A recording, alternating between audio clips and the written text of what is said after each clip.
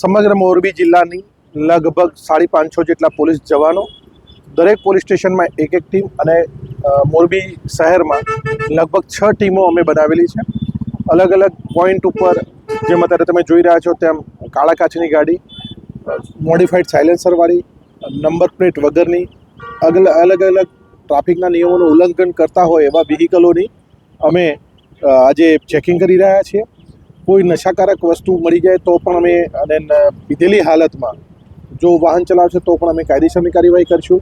સતત 2 દિવસથી આ કાર્યવાહી ચાલુ છે અને લગભગ અમે પહેલા દિવસે લગભગ 29 તારીખે પણ 1 લાખ રૂપિયા જેટલો દંડ કરેલો છે. બીજા દિવસે પણ લગભગ 1 લાખ રૂપિયા જેટલો દંડ છે અને આજે પણ લગભગ એટલો થઈ જશે. સાથે સાથે વાહનો પણ ડિટેન કરીએ છીએ. વાહનો, કાળા કાચની ગાડી, સાયલેન્સર, અલગ અલગ પ્રકારના વાહનો અહીંયા ચેક કરવામાં આવે છે.